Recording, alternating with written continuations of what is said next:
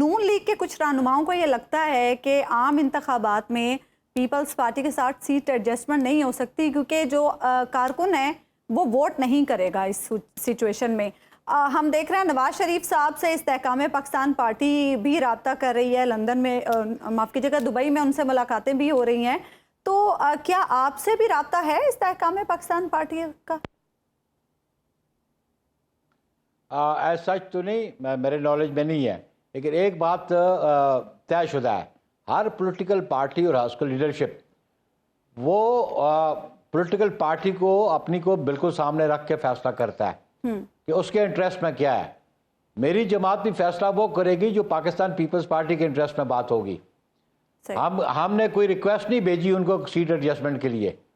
सो फार मेरी जमात ने कोई सीट एडजस्टमेंट की बात तो नहीं की है, लेकिन एक डिबेट है कि सीट एडजस्टमेंट हो तो let it be that way. अगर पीडीएम बात करना चाहती है तो let them come with the proposal. हमने तो कोई उनसे रिक्वेस्ट नहीं भेजी अभी तक, और हर जमात का ये राइट बनता है कि वो कहे कि मेरी जमात का प्राइम मिनिस्टर होगा। अगर वो नवाज शरीफ साहब समझते हैं कि उनको प्राइम मिनिस्टर होना चाहिए, ये उनका राइट है, लेकिन मैं समझता हूँ एट द सेम टाइम ये राइट चेयरमैन बिलावल भुट्टो जरदारी का भी है कि अपनी पार्टी की बुनियाद पर ये कहे कि मेरी जमात कहे कि वो प्राइम मिनिस्टर होंगे। इट डिपेंड्स कि जी रिजल्ट्स क्या आते हैं।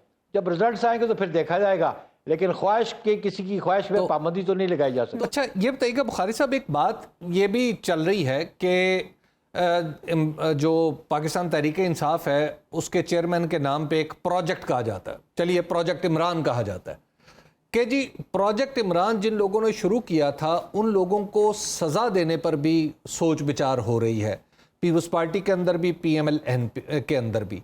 और PMLN तो एक ज़माने में कह भी चुकी है, आपको याद होगा नवाज शरीफ साहब ने एक जलसे में कहा था कि आपको इसका हिसाब देना पड़ेगा। उन्होंने कुछ सीनियर ऑफिसर्स के नाम लेके कहा था। तो क्या वाकई ये बात भी चल रही है कि उन लोगों का हिसाब किताब किया जाए, उनका एहतसाब किया जाए? देखिए, as a citizen of Pakistan, as a law abiding system, मैं सिंपली कह सकता हूँ कि ये बातें हाइपोथेटिकल क्वेश्चंस भी नहीं होने चाहिए और स्पेकुलेशन भी नहीं होनी चाहिए। PMLN का मौक़िफ़ क्या है वो तो वही जवाब देंगे कि वो क्या चाहते हैं। लेकिन मैं समझता हूँ कि अगर किसी ने कोई क्राइम कमिट किया है और उसका कोई एविडेंस है, अगर वो कोई एस्टेब्लिश कर सकता है, फिर तो चाहे वो A हो, B हो, C हो, फिर तो हो सकता है। लेकिन हवा में मुकदमे कायम करना जिसकी बेसिस ना हो, तो पीपल्स पार्टी इस पर बिलीव नहीं करती। पीपल्स पार्टी ने कभी भी इंतकामी सियासत नहीं की, लेकिन अगर नेशनल इंटरेस्ट के खिलाफ किसी ने काम किया है तो फिर जो हुकूमत वक्त है वो फैसला कर ले। अच्छा ये बताइएगा कि आपको अगले इलेक्शन में पाकिस्तान तहरीक इंसाफ के बगैर जो इलेक्शन होगा, क्या आपके ख्याल में वो फ्री एंड फेयर और ट्रांसपेरेंट इलेक्शन कहा जा सकेगा? कि यानी अभी से कुछ लोग ये बड़े दावे से बात करते हैं कि जनाब हमें तो पता है मुस्लिम लीग नून की इतनी सीटें होंगी, पीपल्स पार्टी की इतनी सीटें होंगी, शहबाज शरीफ साहब तरजीह अव्वल हैं या नवाज शरीफ साहब तरजीह सानी हैं, वगैरह वगैरह।